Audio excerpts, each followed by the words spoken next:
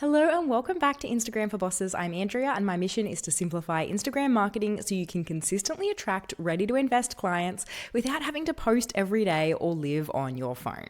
Today we're talking about carousels and more specifically why most service business carousels aren't converting the way they should, plus exactly what you can do about it. Here's the thing. Carousels are one of the highest performing content formats on Instagram right now.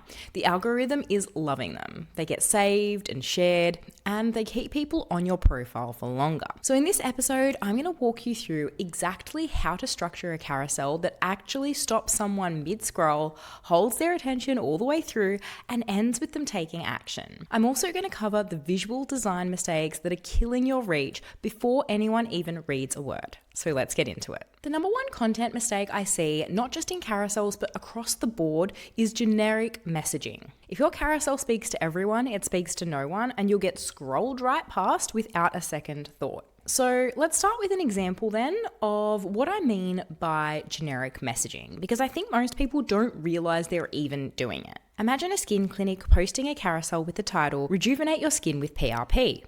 Now, if you already know what PRP is and you've been researching it, maybe that lands. But for the majority of people that are just scrolling through Instagram, people who have never come across platelet-rich plasma therapy before, there is zero reason to stop. What is PRP? What does it do? Why should I care? The problem is twofold. One, it leads with the treatment instead of the person, and two, it assumes the reader already knows enough to be interested. You're the expert here, not them. You can't assume that what is obvious to you is obvious to the person scrolling. So before I get into structure, I want to give you a question to keep at the front of your mind for every single slide you create. Ask yourself, why should they care?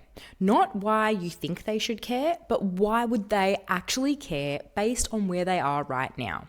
What are they feeling? What is it they're trying to solve or achieve? If you can't answer that question clearly, the slide isn't ready. Now let's talk structure, because a carousel that converts follows a really clear sequence, and it's a lot simpler than people think. First, you start with your hook. This is slide 1, and it does one main job, and that is to stop the scroll. The most effective way to do that for a service business is to lead with either the problem your ideal client believes they have or the deep desire they're working toward.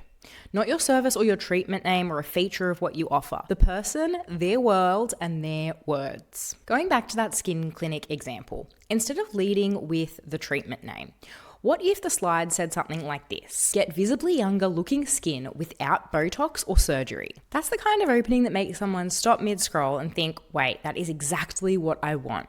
You haven't specifically mentioned PRP, you haven't used a single clinical term, but you've already spoken directly to their desire and removed their biggest objection in one line. That's what earns the swipe. After the hook, you next move on to the context. This is where you give them a reason to keep swiping. Why should they care about what's coming? What's the cost of the problem they're experiencing? Or what does the outcome they want actually mean for their life or their confidence? This slide bridges the gap between this is about me and I need to keep reading. Then you move into your value slides. This is where most service businesses lose people, and it usually comes down to the same mistake. First is jargon. If you're using industry terms that your ideal client doesn't use themselves, you've already lost them. Write in plain, simple language, the way you'd explain it to a friend who has no idea what you do.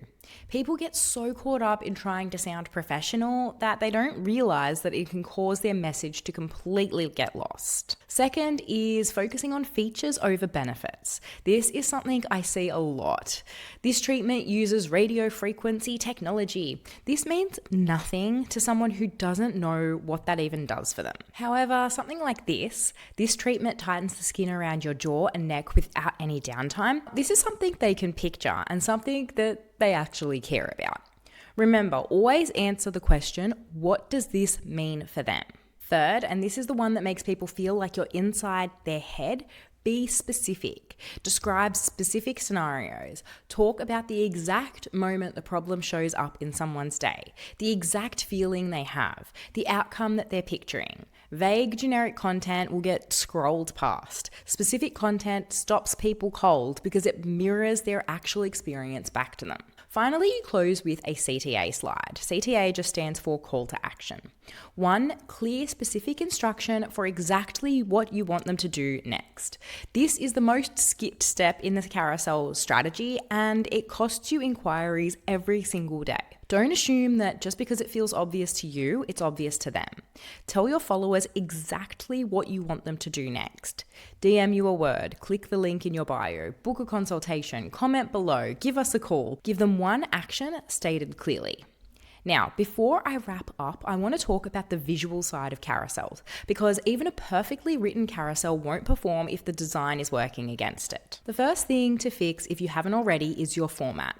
Square carousels are out. The formats that are performing right now are the ones that have a 4:5 aspect ratio or the 3:4 ratio. Now, if you're not sure what these terms mean, do a quick Google search or just open Canva and use their templates. The reason this matters strategically is because those taller formats take up more of the screen, which means there's going to be less distraction because the next post isn't going to be visible. So ultimately, you're owning more real estate in the feed.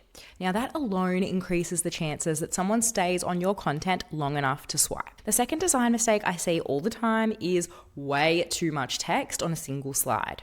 A good rule of thumb is to keep your text overlay to 20% or less of the slide. People are not going to stop and read a huge, big, thick paragraph on a phone screen. So keep it short.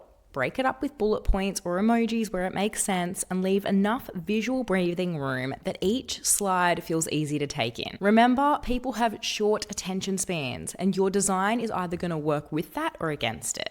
And the third one is to keep your carousels between 6 and 10 slides. I know it can be tempting to pack everything in, but the longer a carousel gets, the more people start to drop off before they reach your CTA. 6 to 10 is the sweet spot. It's enough to tell the story and not so much that you lose them halfway through. So here's the one thing I want you to take away from this episode. Before you publish your next carousel, ask yourself, why should my audience care? You're the expert, they're not. So use language they would understand and speak to what they're actually feeling, and make it as specific and simple as possible. Doing this will improve every single piece of content you create, not just your carousels. Now, if you listen to this episode and you're thinking, okay, Andrea, I get it, but when I look at my own Instagram, I just don't know if any of this is actually attracting the right people to my page. I have a couple of options for you depending on where you're at. If you're after a quick starting point, then go ahead and take my free Instagram assessment. It takes less than 3 minutes and it'll show you exactly where your Instagram is and isn't set up to attract the right inquiries. The link is in the show notes. If, on the other hand, you're looking for more personalized support, I do offer Instagram audits. And this is basically my eyes on your entire account, your bio, your captions, your content mix, your messaging. And I tell you exactly what's working, what isn't, and what to fix first, so that you walk away with a clear step-by-step action plan. Now, this isn't the generic advice you'd get from using a ChatGPT or a Claude prompt. You're going to be getting my over a decade of real-world marketing experience, doing a deep and strategic review of your specific account against your specific business goals. Plus, to make sure you have complete clarity, for a limited time, I'm also giving you a complimentary 45-minute personal strategy session with me over Zoom, valued at over $500, where I'll walk you through the findings personally and make sure you know exactly what to do next. I only have a couple of spots left though, so if that's something you're interested in, DM me the word audit over on Instagram and we'll go from there. If this episode made something click for you, take a screenshot and share it on your Instagram stories. Tag me at Andrea Marie Creative, because I love seeing who's listening and I love chatting with you over there.